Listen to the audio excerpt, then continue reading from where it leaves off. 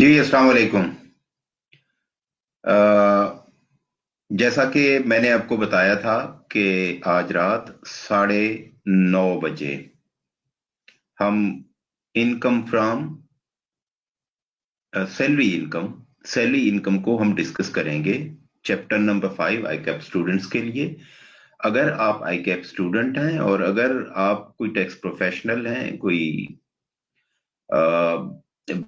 Business में tax के मामलात को देखते हैं, तो फिर भी ये टॉपिक जो इनकम फ्रॉम सैलरी है वे आपके लिए है। आप अपनी अंडरस्टैंडिंग जो है सैलरी इनकम के हवाले से आप इसको बेहतर कर सकते हैं। इसमें अगर आपका कोई सवाल होगा तो आप वहां पे कमेंट सेक्शन में सवाल कर सकते हैं। इंशाल्लाह मैं कोशिश करूंगा कि उसका जवाब दूं आपको।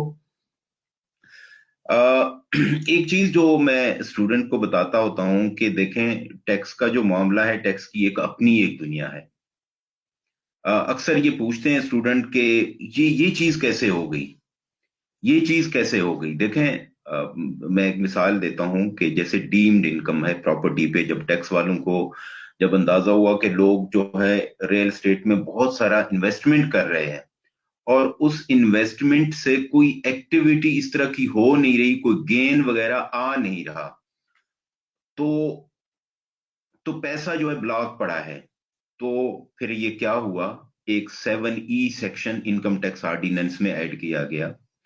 उसमें फिर ये बताया गया कि ये जो 7E में कि आपके पास अगर अपने जाती घर या अपने बिजनेस के इस्तेमाल के अलावा कोई प्रॉपर्टीज, कुछ इस्tisना और भी हैं एक्सेप्शन, उसके अलावा भी कोई अगर प्रॉपर्टी है और उनकी वैल्यू 2.5 करोड़ से जायद है, तो हम ये समझेंगे कि आपने उसकी फेयर मार्केट वैल्यू के 20% के करीब इनकम अर्न किया है, चाहे आपने नहीं किया।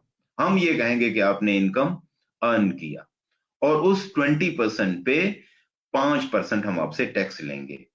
अगर आपके पास प्रॉपर्टी 2.5 करोड़ की है जाती इस्तेमाल और बिजनेस के अलावा, तो टैक्स वाले क्या कहेंगे, फर्ज करते हैं 100 रुपया है, 100 में से 20 रुपए वो आपका इनकम समझेंगे, चाहे आपने इनकम नहीं कमाया। उस 20 रुपए पे वो कहते हैं 5 रुपए जो है 5% हम टैक्स लेंगे। तो ये चीजें हैं, टैक्स की अपनी एक दुनिया होती है। मैं अक्सर स्टूडेंट को भी एक बेहुदा किस्म का एक शेर भी अक्सर सुनाया करता हूं, जो बचपन में हम पढ़ा करते थे कि गम की जागीर विरासत में मिली है मुझको, अपनी जागीर में रहता हूं नवाबों की तरह। तो टैक्स वालों की ये जागीर है और टैक्स वाले अपनी इस जागीर में नवाबों की तरह रहते हैं। तो आप उनको चूं चरा नहीं कर सकते। उन्होंने किसी चीज को टैक्स करना हो तो वो टैक्स करते हैं। हाँ, लेकिन ये चीज बिल्कुल आपको आपके इल्म में होना चाहिए कि टैक्स लगाता कौन है, पार्लियामेंट लगाता है, लॉ के तहत ही होता है। जाहिर है उसके पीछे उसकी जस्टिफिकेशन होती है, लेकिन उसको आप एक जो दुनिया है आम एक लेमैन की तरह इस तरह ना सोचें कि यार अब देखें उसने कोई प्रॉफिट तो कमाया ही नहीं, तो 20% प्रॉफिट कहां से आ गया। मैं डीम्ड इनकम की बात कर रहा हूं। तो ये बुनियादी कंसेप्ट जरूरी है इसको समझना। तो अब हम आज जो हमारा टॉपिक है उसकी तरफ आते हैं, सैलरी इनकम। जैसा कि हम जानते हैं हमारे 5 हेड्स ऑफ इनकम है इनकम टैक्स ऑर्डिनेंस के मुताबिक। सैलरी इनकम जो सेक्शन 12, 13, 14 के मुताबिक। उसके बाद है प्रॉपर्टी इनकम, जो रेंटल इनकम आप जनरेट करते हैं प्रॉपर्टी के, रेंट रिसीव्ड रिसीवेबल जो है, तो वो 15 सेक्शन के तहत आता है। फिर इनकम फ्रॉम बिजनेस, उसमें स्पेकुलेशन नॉन स्पेकुलेशन दोनों बिजनेसेस होते हैं, तो वो बिजनेस इनकम जो है सेक्शन 18 में बताता है। फिर कैपिटल गेन आता है, कैपिटल एसेट के डिस्पोजल पे जो अब गेन आपको होता है, तो वो कैपिटल गेन होता है, सेक्शन 37 है। और उसके बाद जो है इसके अलावा कुछ अगर बचता है तो वो अदर सोर्स बन जाते हैं, वो सेक्शन 39 है, अदर सोर्स ऑफ इनकम। तो आज का जो हमारा टॉपिक है सैलरी इनकम है। तो सैलरी इनकम से शुरू करते हैं। मैं आपके साथ स्लाइड भी शेयर करूंगा और इसको हम डिस्कस करते जाएंगे बिल्कुल इब्तदा से कि ये जो है सैलरी है क्या चीज, टैक्स वाले इसको किस तरह डिफाइन करते हैं।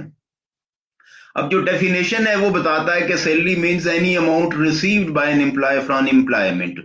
यार एक मुलाजिम है, वो मुलाजमत से जो कुछ उसको मिलता है, रेवेन्यू नेचर है या कैपिटल नेचर का है, वो उसकी जो है सैलरी इनकम समझी जाएगी। ठीक है, एक मुलाजिम को मुलाजमत से चाहे रेवेन्यू नेचर, रूटीन, रेगुलर उसको कुछ मिलता है या वन टाइम कुछ इस तरह की चीज मिलती है, तो वो जो है उसकी सैलरी है। इसमें क्या क्या शामिल है टैक्स ने खुद बताया, मैंने जैसे जो वो शेयर भी आपको इसीलिए बयान किया कि टैक्स ने हर चीज को खुद, उसकी अपनी डेफिनेशन है, वो खुद बताता है कि क्या क्या चीजें हैं। अब सैलरी इनकम में है क्या चीज, वो कहता है कि इसमें पे, वेजेस और अदर रेम्यूनरेशन इंक्लूडिंग लीव पे। लीव पे क्या है, आपने फर्ज किया आपके पास साल भर के कोई 22 लीव हैं, 30 लीव हैं, आपने वो अवेल नहीं की और आपने उनको इन कैश कर दिया, आपको पैसे मिल गए, तो वो कहां टैक्स होंगे, वो सैलरी इनकम में टैक्स होंगे। लीव पे, ओवर टाइम आप समझ सकते हैं कि आप 6 बजे आपकी छुट्टी होती है, आप 7 बजे बैठे हैं, 8 बजे बैठे हैं, तो वो भी आपकी सैलरी इनकम समझी जाएगी। बोनस, बोनस भी आप समझते हैं किसी परफॉर्मेंस की बुनियाद पे आपको जो पैसे एडिशनल मिलते हैं एनुअल, अमूमन एक, हम अक्सर सुनते रहते हैं कि यार फलां कंपनी में बोनस ज्यादा मिलते हैं, 1 है, 2 है, 4 है। तो उसके बाद कमीशन है। अब कमीशन एजेंट बहुत सारे होते हैं जो इंडिपेंडेंटली भी काम कर रहे हैं, उनकी जो कमीशन की आमदनी है वो सैलरी के तहत टेस्ट नहीं होगा। आप कहीं मुलाजमत कर रहे हैं, आपको बाकायदा किसी के आप पेरोल पे हैं, आपको सैलरी मिलती है, आपको जो वहां का ओनर है, जो मालिक है या जो कंपनी है, वो आपको ये कहती है कि यार आपने ये एडिशनल चीज आपने बेचनी है, आप फर्ज क्या 100 आर्टिकल मेरे बेच दें, तो मैं आपको सैलरी के अलावा एडिशनल इतना कमीशन दे दूंगा। तो वो जो एम्प्लॉयमेंट में जो कमीशन की अमाउंट है, वो भी इनकम फ्रॉम सैलरी के तहत ही टैक्स होगा। फी होगा, डायरेक्टर फीस वगैरह इस तरह की चीजें जो होती हैं वो भी सैलरी इनकम है। Gratuity, gratuity end of service benefit, हम कॉमन है ये ग्रेजुएटी मिलना, सर्विस खत्म होता है तो वो उस पे वो पैसे मिलते हैं ग्रेजुएटी के, तो वो भी सैलरी इनकम की तरह। वर्क कंडीशन सप्लीमेंट, अब वर्क कंडीशन सप्लीमेंट क्या है, वर्क कंडीशन सप्लीमेंट ये है कि आपको कोई मुश्किल काम करना पड़ जाए जो रूटीन से हट के, यार हमने आर्मी में अक्सर हम बेशतर हमने सुना है कि यार फलां बंदा हार्ड एरिया में उसकी जो है तैनाती है, कश्मीर में है, सियाचिन में है, तो वहां जब इनकी वो तैनाती होती है, अपॉइंटमेंट होती है, तो उनको ज्यादा पैसे मिलते हैं। एक फैक्ट्री का आप सोचें, एक फैक्ट्री में एक मुलाजिम है जो कि रिस्की काम है, उस रिस्की काम के बदले में जो आपको एडिशनल पैसे मिलते हैं, तो वो भी कहां टैक्स होगा, इनकम फ्रॉम सैलरी। अब हमने इन चीजों को एक एक करके देखा कि लीव पे, ओवर टाइम पे, बोनस, कमीशन, फी, ग्रेजुएटी, वर्क कंडीशन सप्लीमेंट, ये सारे सैलरी इनकम में। अच्छा, इसके अलावा क्या चीज है, परक्विजिट, आपको कोई सहूलियात कंपनी देती है, जिसको हम तफसील में जाके आगे देखेंगे कि यार मैं घर से बाहर हूं, मैं दूसरे शहर आके आबाद हुआ हूं, तो जो मेरा एम्प्लॉयर है उसने मुझे पैसे, उसने मुझे घर दिया, रिहायश दी, उसने मुझे गाड़ी दी, तो ये चीजें भी इनकम फ्रॉम सैलरी के तहत। अब आप ये सोचेंगे कि यार जो घर दिया है, तो वो कौन सी अमाउंट होगी जो सैलरी इनकम में शामिल होगी, या वो जो गाड़ी दी है तो उसकी कौन सी अमाउंट है जो इनकम फ्रॉम सैलरी में टैक्स होगा। तो ये हम इसको तफसील में देखेंगे, पहले आप इसको सिर्फ समझे कि परक्विजिट क्या चीज है, इसमें कन्वर्टेबल इनटू मनी या नॉट, मतलब घर है वो कन्वर्टेबल इनटू मनी तो नहीं हो सकता, लेकिन उसका अपना एक रूल है कि कौन सी अमाउंट है जो कि इनकम फ्रॉम सैलरी के तहत जो टैक्स होगा। अच्छा, उसके बाद परक्विजिट के बाद कौन सी चीजें, अलाउंसेज हैं। Any allowance provided to employee including cost of living, rent, utility, education, entertainment, travelling, excluding allowance solely expended in the performance of duties of employment। अब कोई भी अलाउंस है वो कह रहा है जो कि एम्प्लॉयर एम्प्लॉय को देता है, उसमें लिविंग कॉस्ट है, रेंट है, यूटिलिटी है, एजुकेशन है, एंटरटेनमेंट है, ट्रैवलिंग है, कोई भी अलाउंस उसको मिले एम्प्लॉय को एम्प्लॉयर की तरफ से इन मद में, यानी कि लिविंग के लिए, रेंट के लिए, यूटिलिटी, एजुकेशन, तो वो इनकम फ्रॉम सैलरी होगा। इसमें उसने एक्सक्लूड किया कि वो अलाउंस जो स्पेसिफिक जो है एम्प्लॉयमेंट की, जो उसको ड्यूटी को परफॉर्म करने के लिए उसमें बेनिफिट का एलिमेंट ना हो। Allowance सोलेली expended in the performance of employee's duty does not include allowance paid in monthly salary on a fixed basis or percentage of salary, allowance not wholly exclusively necessarily or actually spent on behalf of the employer। ठीक है, allowance paid in monthly salary on a fix basis, वो अगर fix base पे कोई पे किया जा रहा है तो वो उनमें जो एक्सक्लूडिंग ऊपर उन्होंने बताया उसमें शामिल नहीं होगा। या आपको एम्प्लॉयर कुछ पैसे दे कि ये स्पेसिफिक आपने इस काम करने के लिए करने हैं, आप उसमें से कुछ पैसे मजीद बचा लेते हैं, उसकी उस इंटेंशन के मुताबिक आप नहीं खर्चते, तो वो भी इनकम फ्रॉम सैलरी में चार्ज होगा। ठीक है। मसलन इसमें मैं आपको मिसाल देता हूं कि वो चीजें, जैसे मैं अगर किसी एक जगह पढ़ाता हूं, फर्ज किया मुल्तान में पढ़ाता हूं, मेरे जो इंस्टीट्यूट है मेरा, वो कहते हैं कि यार आप एक हफ्ता के लिए लाहौर में जाके पढ़ाएं, ये आपके जो है एयर टिकट है या डेवो की टिकट है, ये आपके जो वहां रिहाइश है और वो जो फूड के एक्सपेंसेस हैं, ये सारे स्पेसिफिक एक्सपेंस हैं, आप ये सारे ले लें, हफ्ता रह के वापस आ जाइएगा। तो वहां आप सोचें कि यार मुझे एयर टिकट दिया या मुझे डेवो फैसल मूवर का टिकट दिया, मुझे वहां होटल में रिहाइश के लिए मतलब पैसे दिए जितने एक थे, वो खाने का, तो उसमें मेरे बेनिफिट का तो कोई वहां पे मुझे कोई नहीं मिल रहा। तो वो सारे पैसे सिर्फ उस काम करने के लिए मुझे स्पेसिफिक वहां भेजा, जब मुझे कोई बेनिफिट नहीं है तो कोई चीज उसमें सैलरी के अंदर ऐड नहीं होगा। ठीक है। सैलरी में वही चीज ऐड होगा जब बेनिफिट का कोई आंसर शामिल हो, कोई एलिमेंट शामिल हो। तो ये चीजें अभी हमने देख ली। अभी हम आगे चलते हैं। Reimbursement of expenditure, any expenditure reimbursed by employer other than expenditure incurred solely on the performance of duties of employment. जैसे मैंने अभी आपको दी कि यार मैं फर्ज किया, जैसे मुझे लाहौर भेज दिया, मुझे पैसे अभी नहीं दिए, मुझे कहा कि यार आप चले जाएं, आपका मैं टिकट भी मैंने खुद ले लिया, मैंने होटल में रिहाइश भी खुद कर ली, पेमेंट कर दी, मैंने खाने शाने के सारे होटलों के खाने के जो बिल थे वो भी कर लिए, मैं वापस आया और उनको सारे बिल दिए कि ये इसको रीइंबर्स कर दें, मुझे वापस कर दें। तो वो जो पैसे मुझे रीइंबर्स किए गए तो उसमें तो बेनिफिट तो कोई नहीं था। ठीक है। तो वो ड्यूटी परफॉर्म करनी है, an expenditure reimbursed by employer other than expenditure incurred solely on the performance of duties. हाँ, इससे हटके कोई रीइंबर्स होता है। मसलन अगर मुझे कहते हैं कि यार आप जाएं शुमाली इलाका जात घूमें, अब मैं गया, मैंने सारे खर्चे किए और वापस आके मैंने सारे बिल दे दिए उनको कि यार मेरा इतना खर्चा आया, तो वो जो रीइंबर्समेंट मुझे होगी वो इनकम फ्रॉम सैलरी होगी। मेरा एम्प्लॉयर मुझे दे रहा है कि आप जाएं और हफ्ता घूम फिर आए, उसमें बेनिफिट शामिल है मेरे लिए। ठीक है। तो वो इनकम फ्रॉम सैलरी है। Profit and lieu of or in addition to salary.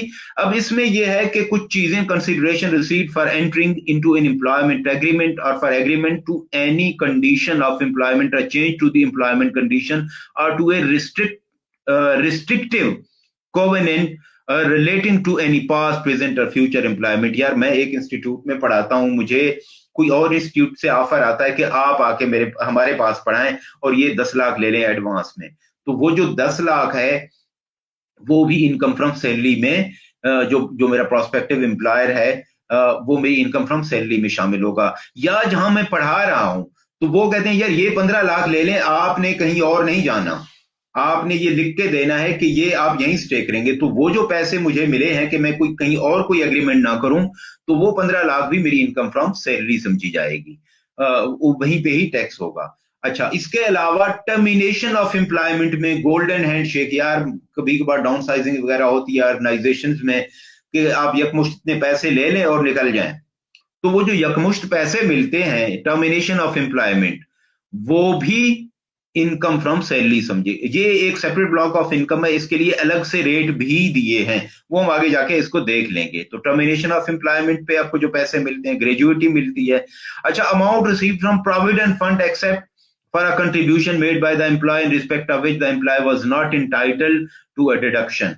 ठीक है। तो ये जो प्रोविडेंट फंड है, जिसमें जैसा कि आप जानते हैं एक तरफ एम्प्लॉय कंट्रीब्यूट करता है, एक तरफ एम्प्लॉयर कंट्रीब्यूट करता है, तो ये चीजें भी इनकम फ्रॉम सैलरी समझी जाएगी। पेंशन और एन्यूटी, आप जब रिटायर होते हैं तो पेंशन आपको मिलता है, तो वो भी इनकम फ्रॉम सैलरी में। एम्प्लॉय शेयर स्कीम, अब जो एम्प्लॉय है उसको बेनिफिट करने के लिए एम्प्लॉयर की मुख्तलिफ स्कीमें होती हैं, मुख्तलिफ तरीके वो अपनाते हैं कि यार अपने शेयर्स दे दिए कम कीमत पे, यार 100 शेयर की कीमत है एम्प्लॉय को, वो एक ऑप्शन दे देते हैं कि यार ये जो मेरे शेयर हैं इसकी पर शेयर वैल्यू 100 रुपया है, आप जो है आपको ऑप्शन ये राइट हम दे देते हैं, आप 50 में ये खरीद लें। तो देखिए यहां पे भी एक बेनिफिट का एलिमेंट आ गया ना, 100 का शेयर 50 में वो बेच रहे हैं, वो दे रहे हैं, वो ऑप्शन दे रहे हैं। और इसकी हम ट्रीटमेंट आगे जाके देख लेंगे। तो वो भी, ये जो एम्प्लॉय शेयर स्कीम है इसके तहत भी जो शेयर एम्प्लॉय को ट्रांसफर होते हैं वो भी इनकम फ्रॉम सैलरी में, ना कि कैपिटल गेन में। वैसे तो शेयर का जो कारोबार है उस पे जो गेन होता है वो कैपिटल गेन में जाके टैक्स होता है, ठीक है। और उसके बाद टैक्स बर्न बाय एम्प्लॉयर। अगर मैं कहीं जॉब करता हूं और मेरा जो एम्प्लॉयर है वो कहता है कि यार आप टैक्स के हवाले से तो टेंशन फ्री हो जाएं, आपकी फर्ज क्या 2 3 4 5 लाख जो भी आपकी पर मंथ सैलरी है और उस पर जो भी स्लैब रेट लगते हैं और उस पर जो टैक्स बनता है वो सारा मैं पे करूंगा, आपने टैक्स भी उन अमाउंट पे नहीं करना। तो टैक्स वाले कहते हैं चूंकि एक तो आपकी सैलरी हो गई, उस पे टैक्स है, वो टैक्स कौन कहता है? एम्प्लॉयर कहता है मैं पे करूंगा।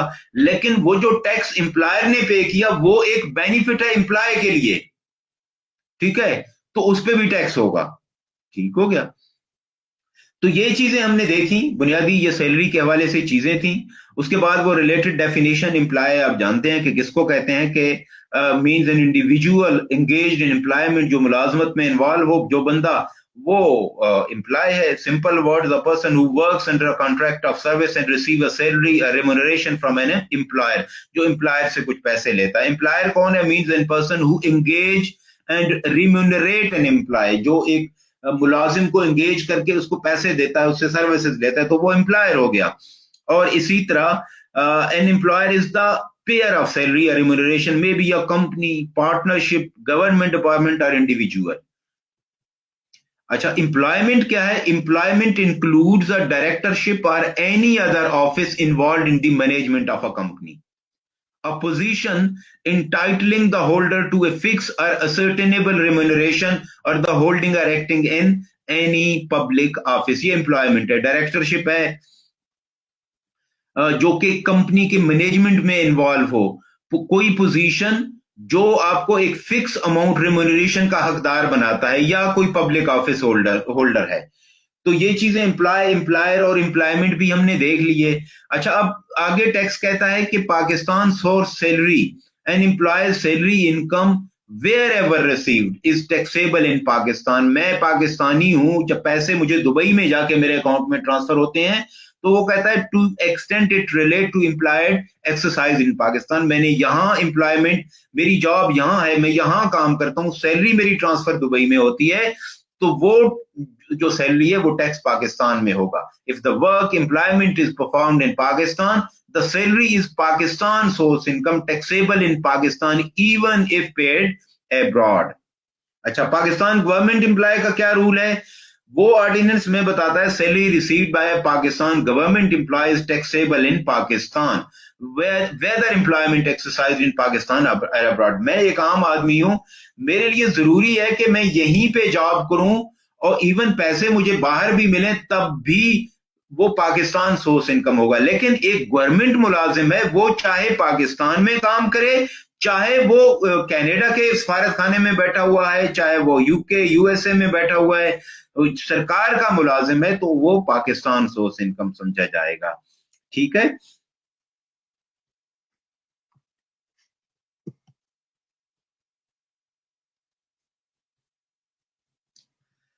अच्छा, अब एक और कंसेप्ट है, basis of chargeability. Taxable on receipt basis. Salary जो है वो रिसीट बेसिस पे टैक्स होगा। Any salary received by an employee during the tax year shall be chargeable to tax in that year. मैं आपको इसकी मिसाल देता हूं कि हर महीने की सैलरी जाके अगले महीने की 4 तारीख को जो मुलाजिम है उसके बैंक अकाउंट में ट्रांसफर होता है, तो मुलाजिम ये समझा जाएगा कि टैक्स वाले कहते हैं आपकी जून की सैलरी है, जुलाई 4 को जाके बैंक में ट्रांसफर हुआ, तो वो उसको रिसीट बेसिस पे टैक्स करेंगे, ना कि एक्रूअल बेसिस पे। अब जून की सैलरी अपनी जून की हक लाल की आपकी कमाई है, लेकिन चूंकि आपको रिसीव जाके जुलाई में हुई है तो इसलिए वो रिसीट बेसिस पे जुलाई में जाके ही टैक्स होगा।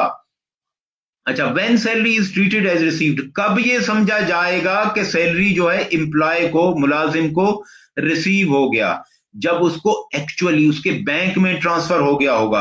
Applied on behalf of the person at the person instruction. यार मैं कहता हूं मेरे घर का किराया मेरे मालिक के मकान को डायरेक्ट ट्रांसफर कर दे मेरी सैलरी में से, तो वो मेरे बिहाफ पे उस सैलरी को अप्लाई किया गया या मुझे दस्तयाब कर दिया गया। ठीक है, made available to the person, मैं हूं, मुझे दस्तयाब कर दिया गया, तो वो भी ये समझा जाएगा कि सैलरी रिसीव हो गई, यानी कि actually receive, applied on my behalf या मेड अवेलेबल टू मी। तो ये तीनों कंडीशन है, तब ये समझा जाएगा। जरूरी नहीं कि हर दफा जो वो कैश है मेरे हाथ में मुझे दे दें कैश वाले पैसे कि यार ये लें 50,000, 1 लाख, 2 लाख आपकी सैलरी है, तो तब ही ये समझा जाएगा कि सैलरी मुझे रिसीव हो गई। नहीं, ऐसा नहीं है। Actually receive, applied on my behalf, made available to me, तीनों सूरत में तो ये समझा जाएगा कि वो जो सैलरी है मुझे मिल गई है। अच्छा, सैलरीड पर्सन कौन है टैक्स पर्पज के लिए? यार आपके मुख्तलिफ सोर्सेज हैं, फर्ज किया आप बिजनेस भी करते हैं, आपका आप जो है मुलाजिम भी हैं, आप सैलरी भी कमाते हैं, आप बिजनेस से भी आमदनी कमाते हैं।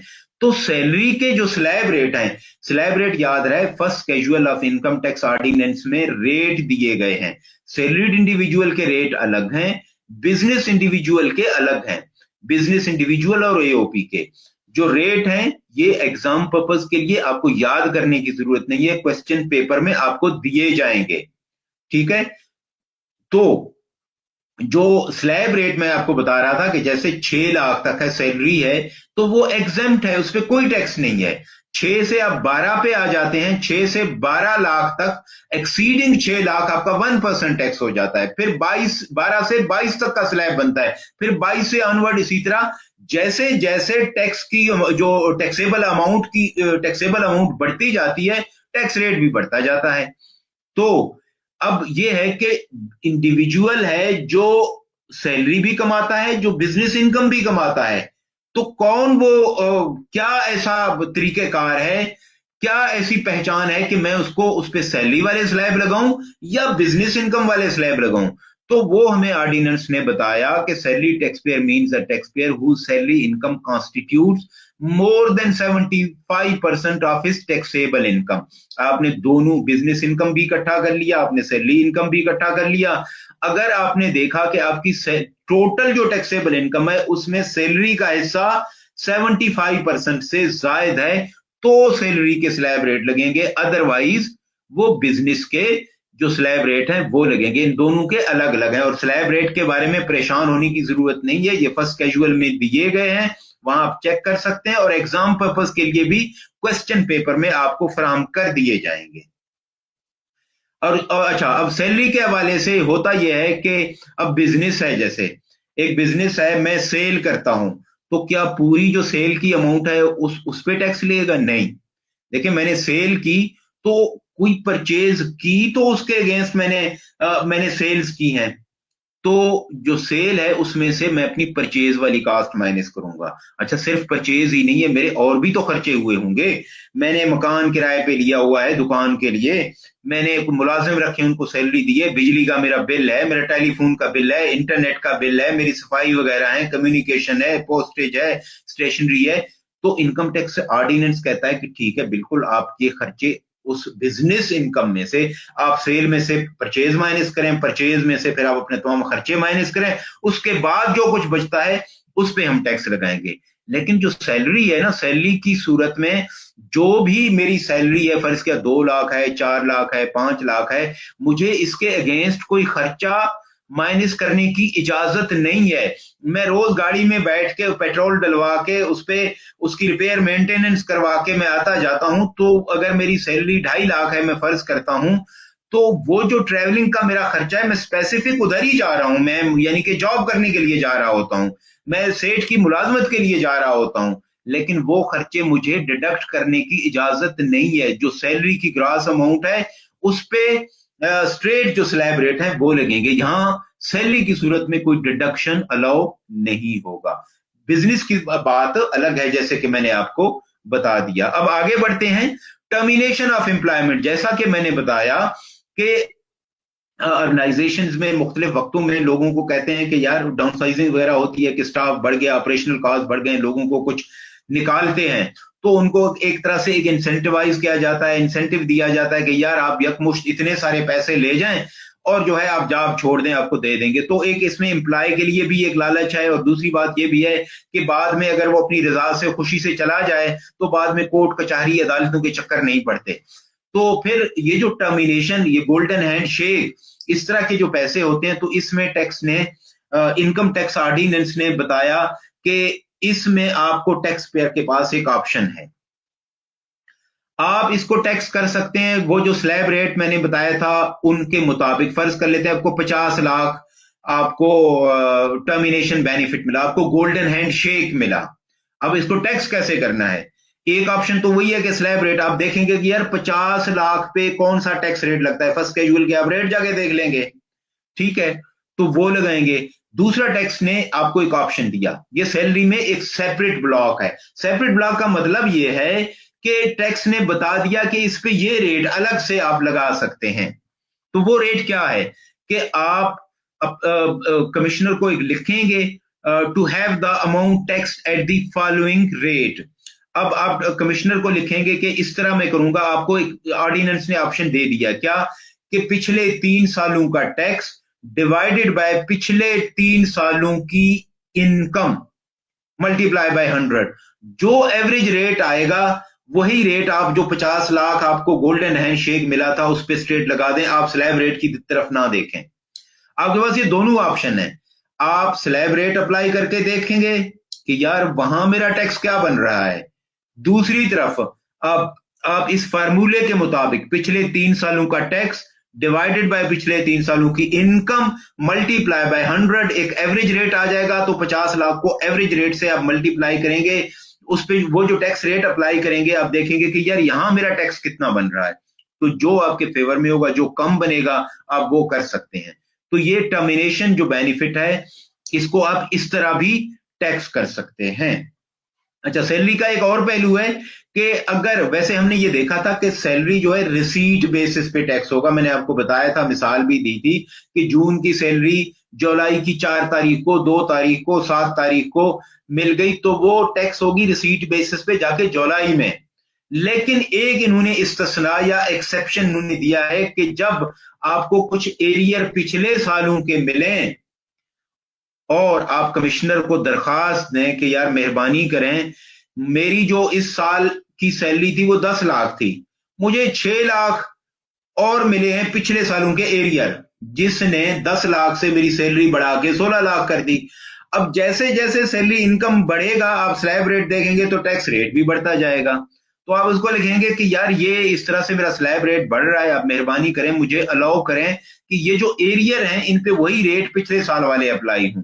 तो उससे आपको फायदा ये होगा कि आपका जो 10 लाख है तो स्लैब रेट जो टैक्स रेट है वो कम लगेंगे, ठीक है, तो वो कमिश्नर अलाउ कर सकता है, यानी कि ये एक इस्तिस्ना है, अदरवाइज सैलरी रिसीट बेसिस पे टैक्स होगा।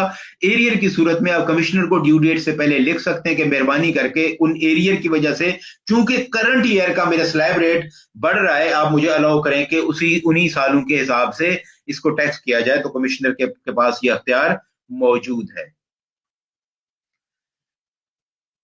टैक्स फ्री सैलरी, जैसे मैंने आपको बताया था कि अगर आपको एम्प्लॉयर आपको कहे कि आप टेंशन फ्री हो जाएं, आपको साल के मैंने 40 लाख आपकी सैलरी है, तो इस पे जो टैक्स बनेगा वो भी मैं भरूंगा, ठीक है, तो वो भी एक बेनिफिट है टैक्स वालों की नजर में। फर्ज कर लेते हैं 40 लाख पे टैक्स बनता है 6 लाख, मैं इसकी कैलकुलेशन में नहीं जाता for the sake of simplicity, 6 lakh, तो टैक्स वालों की नजर में मेरी जो टैक्सेबल सैलरी है वो 40 नहीं 46 लाख है।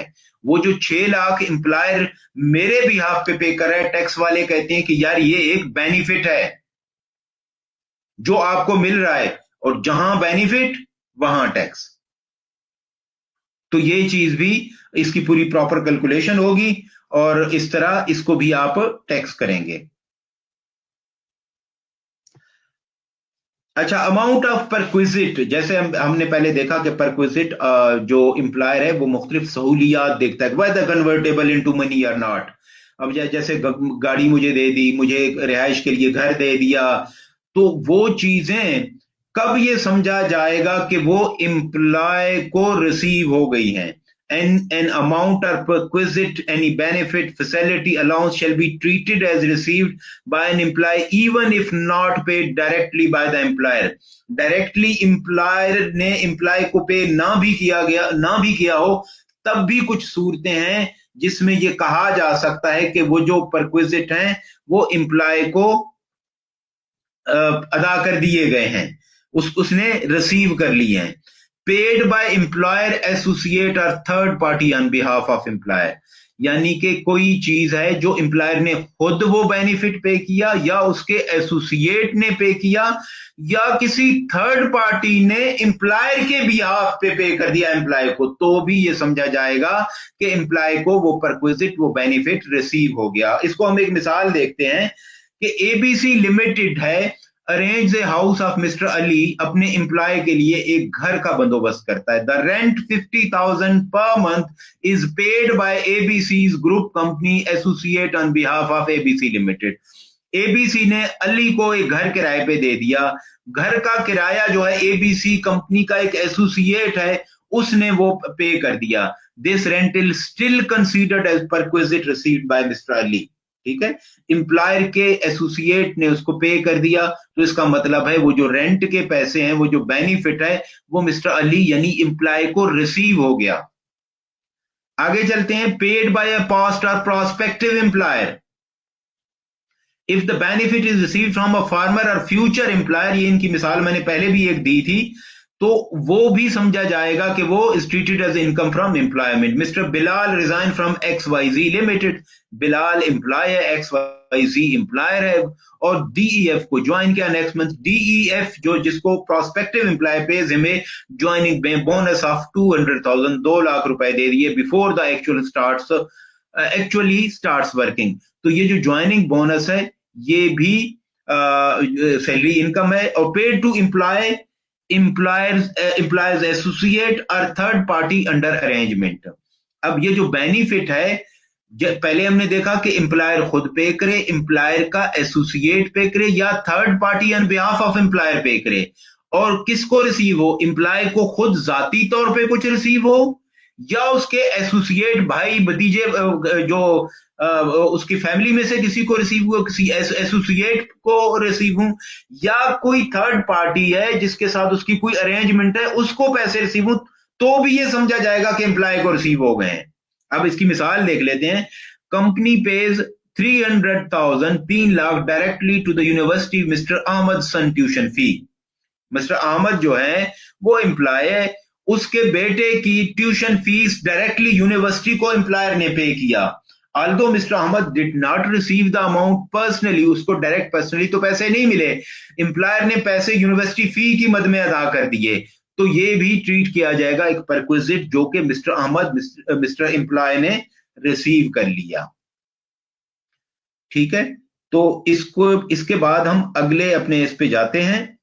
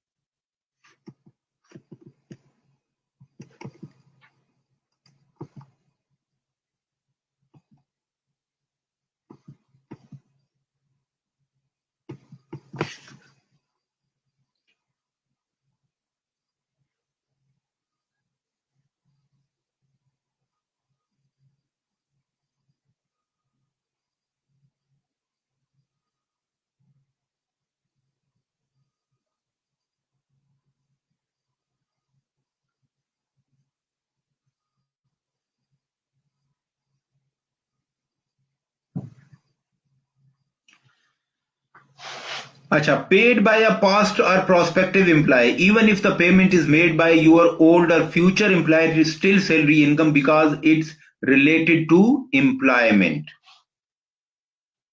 अच्छा, paid to employee or an associate of employee or to a third party an agreement with the employee or associate of the employee, ये हम ऑलरेडी देख चुके हैं।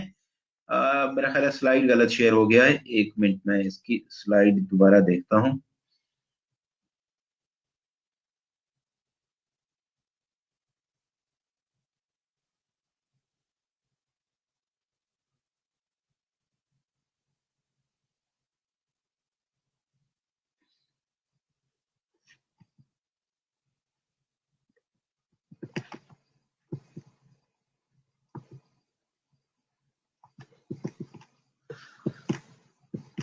अच्छा, determination computation of other component of salary, अगर retirement benefit है, gratuity है, provident है, पेंशन है, गोल्डन हैंडशेक टर्मिनेशन बेनिफिट है, तो उनकी क्या ट्रीटमेंट होगी, उन पे एक नजर दौड़ाते हैं।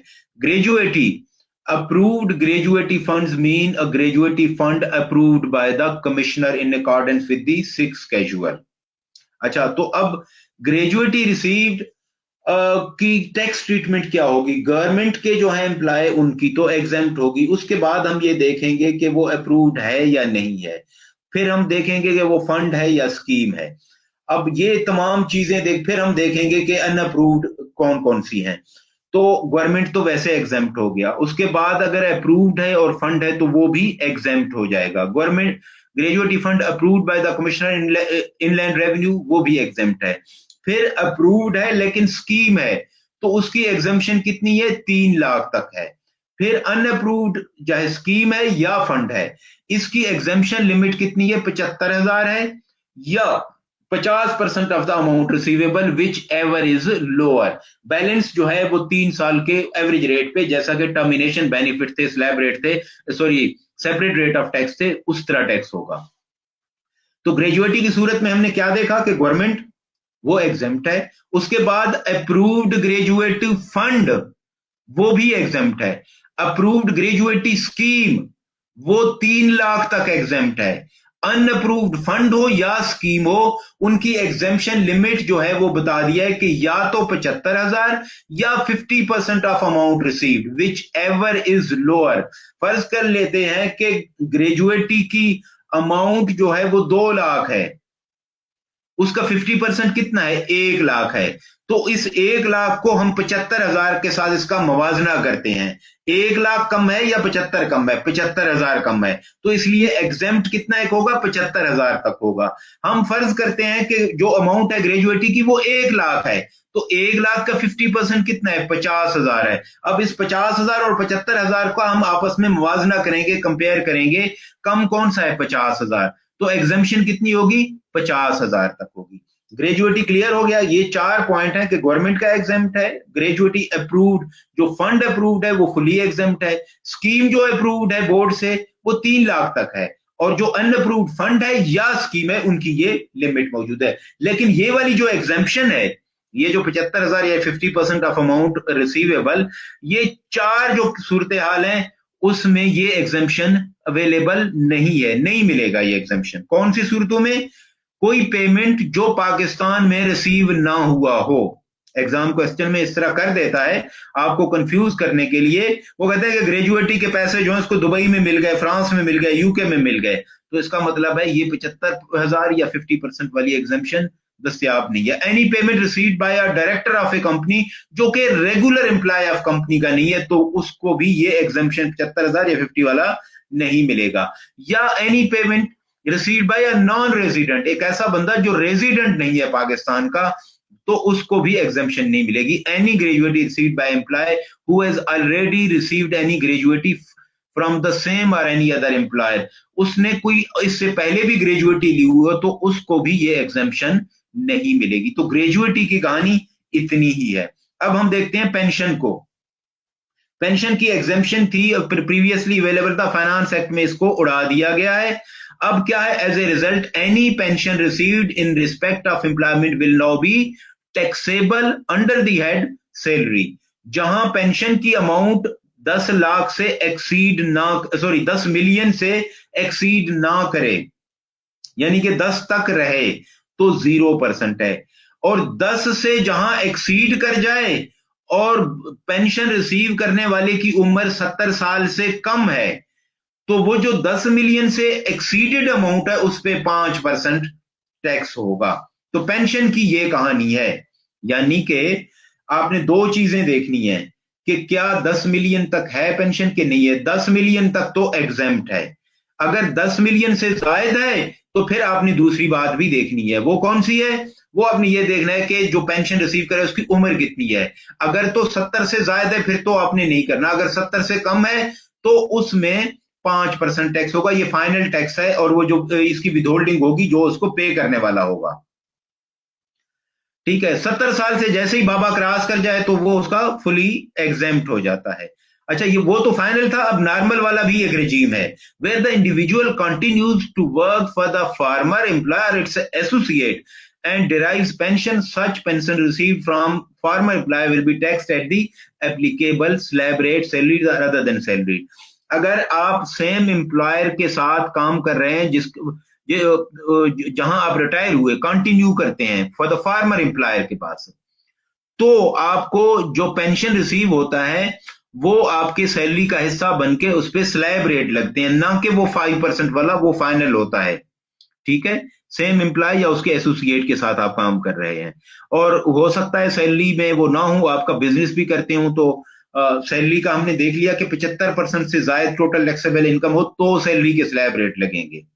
ठीक है, ये फिर वो नीचे बता रहा है विद होल्डिंग एप्लीकेशन की जो बंदा पेंशन पे कर रहा हो बाबे को, जिसकी उम्र 70 साल से कम हो, और पेंशन की अमाउंट 10 मिलियन से जायद हो, तो उस 10 मिलियन से जायद की अमाउंट पे 5% को विदहोल्ड करेगा और वो फाइनल डिस्चार्ज ऑफ टैक्सेबिलिटी होगा। अब आएगा, अब हम देखेंगे ये प्रोविडेंट फंड को।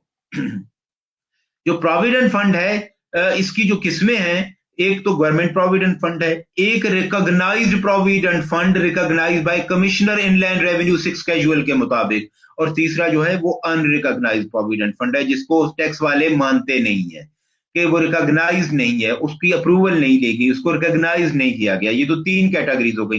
ग्रेजुएटी में हमने देखा 4 तरह की चीजें हैं। ग्रेजुएटी में गवर्नमेंट का है, फिर जो है फंड है अप्रूव्ड, फिर अप्रूव्ड स्कीम है, फिर अनअप्रूव्ड फंड और स्कीम है।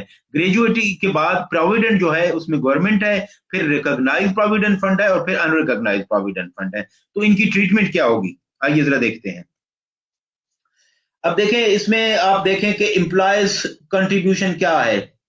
एम्प्लॉयज कंट्रीब्यूशन गवर्नमेंट की सूरत में, रिकॉग्नाइज्ड प्रोविडेंट फंड की सूरत में, अनरिकॉग्नाइज्ड प्रोविडेंट फंड में, क्योंकि एम्प्लॉय का जो हिस्सा है वो ऑलरेडी टैक्स हो रहा होता है उसकी सैलरी में से। ठीक हो गया। एम्प्लॉयर का जो हिस्सा है गवर्नमेंट तो सारा एग्जेम्प्ट है।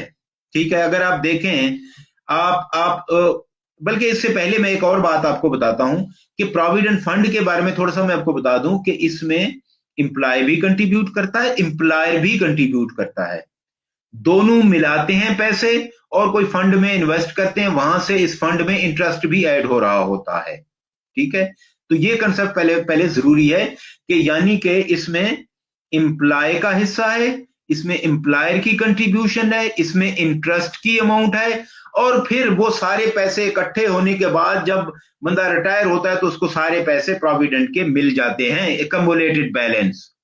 ठीक है, अब एम्प्लॉय की कंट्रीब्यूशन है, कुछ नहीं है इसमें। एम्प्लॉयर का है, गवर्नमेंट की सूरत में तो एग्जेम्प्ट है, अनरिकॉग्नाइज्ड में आप कोई ट्रीटमेंट नहीं करेंगे सालाना, लेकिन रिकॉग्नाइज की सूरत में कितना करेंगे आप, उसकी एग्जेम्पशन अगर तो 1.5 लाख या 1/10 of basic salary plus dearness allowance which ever is lower, वो उसकी एक एग्जेम्पशन रहेगी, उससे जायद की अमाउंट एनुअली जो होगी कंट्रीब्यूशन होगी एम्प्लॉयर की, वो टैक्स होगा। और इसी तरह इंटरेस्ट क्रेडिट में भी गवर्नमेंट एग्जेम्प्ट हो गया, और जो रिकॉग्नाइज्ड प्रोविडेंट फंड है yearly interest is exempt up to the higher of 16% या accumulated are 1/3 of the basic salary plus dearness allowance. ठीक है, और यहाँ पे अनरिकॉग्नाइज्ड फंड जितनी कंट्रीब्यूशन हो रही है एनुअली कोई ट्रीटमेंट नहीं है। अब आखिर में आ जाता है एकम्युलेटेड बैलेंस, पेमेंट ऑफ एकम्युलेटेड बैलेंस। तो आप देखें गवर्नमेंट यहां पे भी एग्जेम्प्ट है, रिकॉग्नाइज्ड यहां एकम्युलेटेड बैलेंस की सूरत में एग्जेम्प्ट है, अनरिकॉग्नाइज्ड प्रोविडेंट फंड में जब एकम्युलेटेड बैलेंस मिलता है तो एम्प्लॉयर का हिस्सा और इंटरेस्ट जो है वो टैक्स होगा। अब अगर मैं इसको कंक्लूड करूं तो सादा सी बात है कि आपने आपने ये तो समझ लिया कि ये जो प्रोविडेंट फंड है इसकी किस तरह कंट्रीब्यूशन होती है। एम्प्लॉयर हिस्सा डालता है, एम्प्लॉय हिस्सा डालता है, दोनों पैसे मिला के फंड में इन्वेस्ट करते हैं, वहां से इंटरेस्ट भी आ रहा होता है। तो जो रिकॉग्नाइज्ड प्रोविडेंट फंड है ना, वो हर साल टैक्स हो रहा होता है। आप रिकॉग्नाइज्ड प्रोविडेंट फंड देखें, एम्प्लॉयर का जो कंट्रीब्यूशन है वो हर साल टैक्स हो रहा होता है, उसने उसका लिमिट दिया हुआ है कि आप रिकॉग्नाइज्ड प्रोविडेंट फंड में एम्प्लॉयर कंट्रीब्यूशन अगर आप देखें तो उसकी लिमिट कितनी है, 1.5 लाख या 1/10 of basic salary plus dearness allowance. इनमें से जो अमाउंट कम हो उस हद तक एग्जम्पशन है, इससे जायद की अमाउंट होगी वो टैक्स होगा हर साल एम्प्लॉयर कंट्रीब्यूशन का। और अगर इंटरेस्ट है तो उसकी भी उन्होंने लिमिट दी है।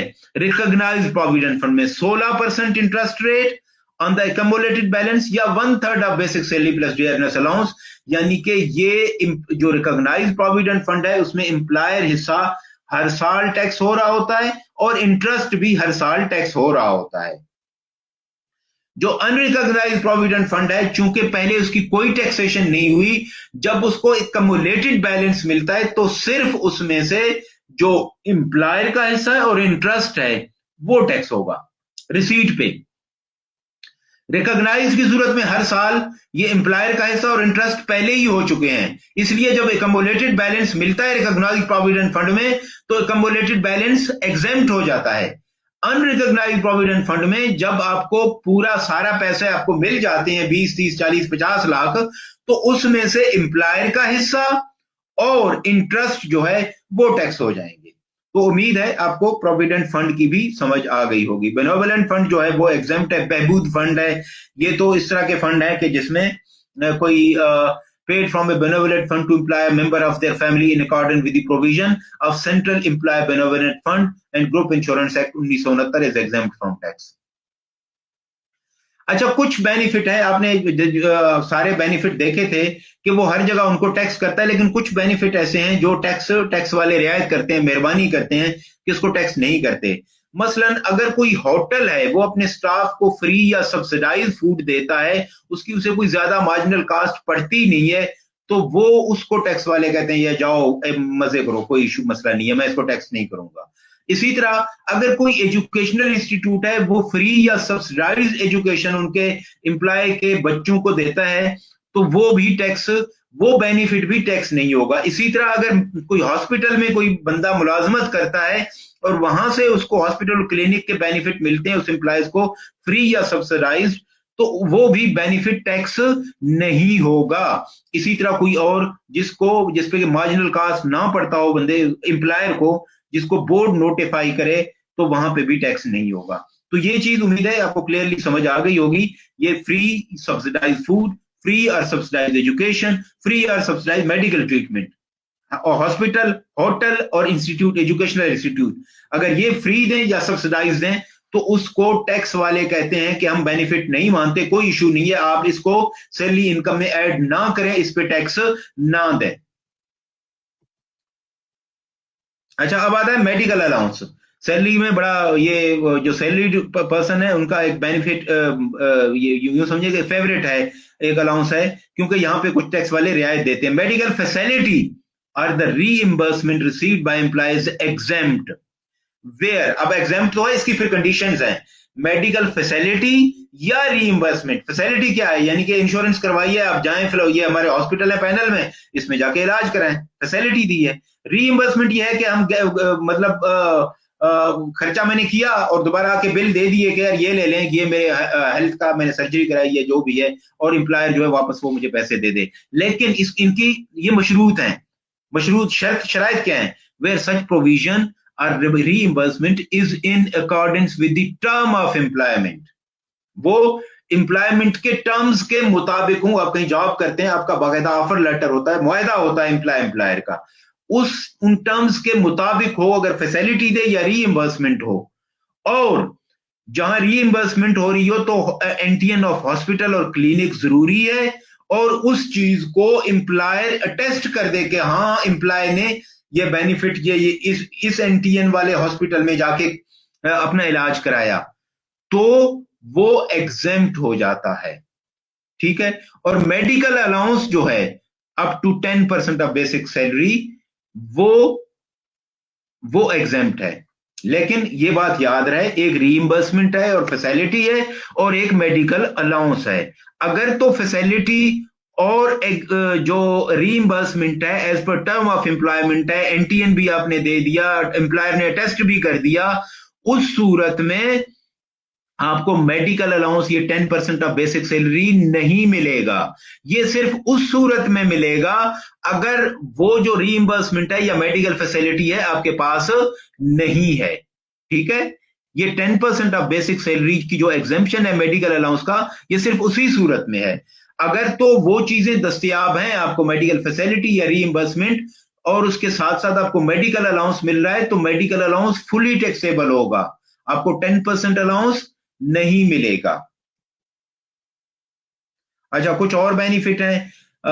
लीव इनकैशमेंट है, गवर्नमेंट एम्प्लॉय आर्म फोर्सेस का एग्जेम्प्ट है, WPPF है, वर्कर प्रॉफिट पार्टिसिपेशन फंड है जो कि WPPF एक्ट 1968 के तहत है, वो भी एग्जेम्प्ट है। कम्यूटेड पेंशन है, गवर्नमेंट एम्प्लॉय और member of approved pension scheme है, वो भी एग्जेम्प्ट है। अच्छा, ये फुल टाइम टीचर बेचारे थे, इनकी एग्जेम्पशन वापस ले ली गई है। और salary earned outside Pakistan by citizen of Pakistan, where a citizen of Pakistan leaves the country during a tax year and remains abroad for the remainder of that year, any salary income earned outside Pakistan during that period shall be exempt from tax. तो इसमें कोई इतनी technical बात नहीं है। However, this exemption applies exclusively to salary income. All other foreign source of Pakistan और Pakistan source of income shall remain taxable. ठीक है, बस जैसे मिस्टर अली है, एक पाकिस्तानी सिटीजन है, 1 अक्टूबर 25 को उसने छोड़ दिया पाकिस्तान, दुबई चला गया, सैलरी अर्नड इन दुबई अक्टूबर से जून तक तो वो एग्जेम्प्ट हो जाएगा, जो फॉरेन सोर्स सैलरी है उसके एग्जेम्प्ट हो जाएगा, साल के दौरान यहां से वो चला गया था। अच्छा, फॉरेन सोर्स सैलरी जो है received by a resident shall be exempt from tax in Pakistan. मैं पाकिस्तान का रेजिडेंट हूं, ठीक है, मैं यहीं बैठ के बाहर का कोई काम करता हूं कि मेरी एम्प्लॉयमेंट है। If the individual has paid foreign income tax, मैं यहीं पाकिस्तान में बैठ के यूके की कंपनी में मुलाजिम हूं और यूके का टैक्स मैंने अदा कर दिया, तो जो वो सैलरी इनकम है, ये याद रहे सैलरी इनकम है, वो एग्जेम्प्ट हो जाएगा। वो सैलरी इनकम जो मैंने बाहर कमाई, बाहर का टैक्स मैंने दे दिया, तो यहां पाकिस्तान में टैक्स नहीं होगा। बाकियों की बात नहीं हो रही, सिर्फ सैलरी की बात हो रही है। अलबत्ता अगर बाहर कोई उसने टैक्स नहीं दिया, फर्ज क्या दुबई है, दुबई में सैलरी पे शायद टैक्स नहीं है, वैट वगैरह आ गए हैं, कुछ कॉर्पोरेट टैक्स भी है, तो उस सूरत में यहां टैक्स देना पड़ेगा। अच्छा, अब आखिर में हम इसको जो है ना एक एक्सरसाइज देख लेते हैं। As a tax consultant, you are required to explain the tax implication, taxable income under the appropriate head of income for each of the following independent situation. As part of remuneration package, a company provides for reimbursement of telephone cost on actual basis to its employee.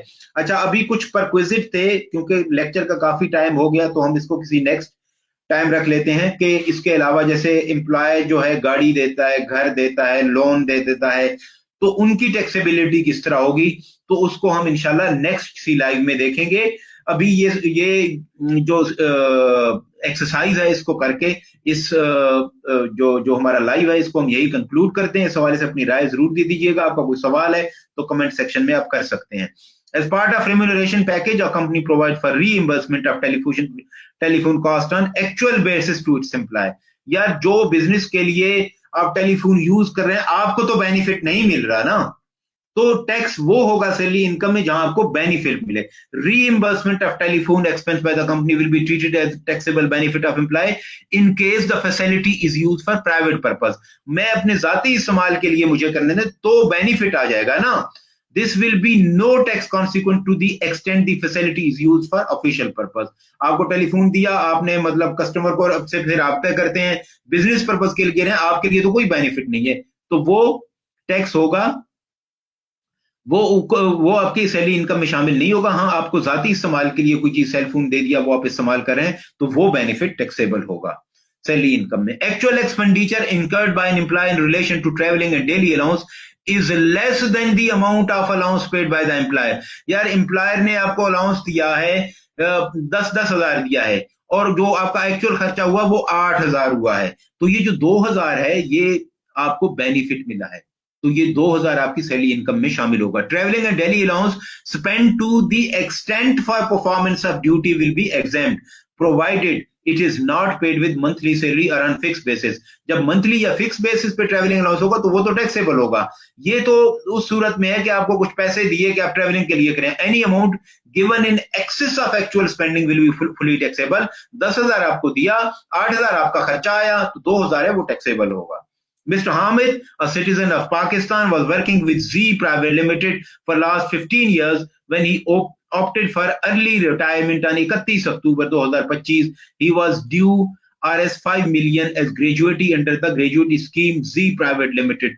The scheme was not approved by the FPR due to cash constraint. The gratuity, though due to Hamid on 31st October, was not paid on 30th April 2026 at the request of Z Limited, Key Private Limited, an associate company transferred the equivalent of 5 million in US dollar to Hamid US dollar account in UAE. अब आप देखें gratuity हमने पढ़ा था ना, आपको अच्छी तरह याद है कि जो अप्रूव ये भी ग्रेजुएटी अप्रूव्ड नहीं है, अप्रूव्ड नहीं है, और पेमेंट भी कंपनी ने खुद नहीं, उसके एसोसिएट ने किया। तो हमने ये भी देखा था कि एम्प्लॉय अगर खुद ना करे, उसका एसोसिएट पेमेंट करे, तो भी ये समझा जाएगा उसको पेमेंट हो गई है। लेकिन जो अनअप्रूव्ड फंड है या स्कीम है, उसमें 75,000 या 50% ऑफ अमाउंट रिसीव्ड जो है, विच एवर इज लोअर, वो एग्जेम्प्ट होगा, बाकी टैक्सेबल होगा। लेकिन नीचे हमने 4 पॉइंट देखे थे कि अगर पैसे पाकिस्तान से बाहर अदा किए गए हों, ये कहां पे हुए हैं, दुबई में, तो इसका मतलब है वो वाला एग्जेम्पशन तो नहीं मिलेगा 75,000, ये पूरा टैक्सेबल होगा। और टैक्सेबल भी किस तरह होगा, उसी तरह जैसे टर्मिनेशन बेनिफिट हम करते हैं, एवरेज रेट 3 ईयर का tax divide by 3 year of income multiply 100, आपके पास एक एवरेज रेट आ जाएगा, तो आप उस पे इसको टैक्स करेंगे, ठीक है, उस एवरेज रेट पे आप इसको टैक्स करेंगे, सेपरेट ब्लॉक है। A company has taken health insurance cover for its employee. The insurance company reimburse employee for actual cost of medical service for themselves and their dependent. Reimbursement of actual medical expenditure by an employer is tax exempt. Reimbursement by the insurance company on behalf of the employer, a payment of health insurance premium by the employer. ABC Limited has provided scholarship to one of its employees for higher studies abroad. Scholarship granted to the employee will be exempt from tax provided the employer and employees are not associate. अगर associate है फिर तो taxable होगा, अगर associate नहीं है तो वो exempt होगा। छठा पॉइंट है, Mr. A has leased a car and pay for his lease rental from his own sources. He uses the car for business purpose. ठीक है, तो expenditure incurred by an employer to earn salary income including travelling expense and lease rental payment is not deductible. Salary में तो आप अपने जो खर्चे करते होते हो, कोई डिडक्शन आपको नहीं मिलती, ये बात मैं आपको तफसील से ऑलरेडी बता चुका हूं, ये बिजनेस में डिडक्शन मिलती है। A partner in a firm is entitled to a fixed remuneration each month, would this constitute his salary income, the remuneration paid by a firm to a partner is considered his share in firm's profit as a partner is not an employee of the firm. तो वो उसको समझा जाएगा कि ये profit है, वो उसका मुलाजिम नहीं है, वो ओनर है, मालिक है, उसको जो पैसे आते हैं ये समझा जाएगा कि उसको प्रॉफिट जा रहा है। Mr. Aslam is 67-year-old and employed as a research scholar in a recognized non-profit institution. His taxable salary for tax year is 6,54,000. Azhar is of the view that he is entitled to both reduction in respect of senior citizen allowance, full-time teacher research allowance. No full-time teacher research allowance and tax reduction for senior citizen is no longer available for tax year 2026. Mr. Sarmad has purchased a generator amounting to 1 million from an interest-free loan taken from his employer. He rented the generator at an annual rental value of 2,50,000. Total expense 25,000 was incurred on repair, transport and maintenance. Actually ये वाला concept अभी हमने पढ़ा नहीं है, मैं आपको बता देता हूं कि जो जनरेटर लिया है 1 million from an interest free loan, ये पूरा कंसेप्ट है, इसको हम अगले लेक्चर में देखेंगे कि जब वो लोन लेता है, जब एम्प्लॉय को रेंट इंटरेस्ट फ्री लोन देता है, तो कौन सी अमाउंट सैलरी इनकम में ऐड होगा, वो benchmark rate up to benchmark rate 10% तक वो इंटरेस्ट रेट जो है उसको अदा करना होगा, उसकी सैलरी अदा करना नहीं बल्कि उसकी सैलरी इनकम में ऐड होगा। तो ये हमने इसको पढ़ लिया, सारा इसमें देख लिया, सिवाय उन बेनिफिट्स के एम्प्लॉय शेयर स्कीम को भी हमने अभी नहीं देखा। तो एम्प्लॉय शेयर स्कीम है, प्लस जो है एकोमोडेशन है, और जो एकोमोडेशन के साथ ट्रैवलिंग के लिए जो कन्वेंस है वो चीजें, और इसके साथ साथ जो लोन वगैरह प्रोवाइड करते हैं वो इंशाल्लाह हम किसी और लाइव के साथ आपको इंशाल्लाह आपके साथ डिस्कस करेंगे। आज के लिए इतना ही, इंशाल्लाह बहुत जल्द किसी और इसके साथ आपकी खिदमत में मैं हाजिर हूंगा। तब तक के लिए इजाजत, अल्लाह हाफिज।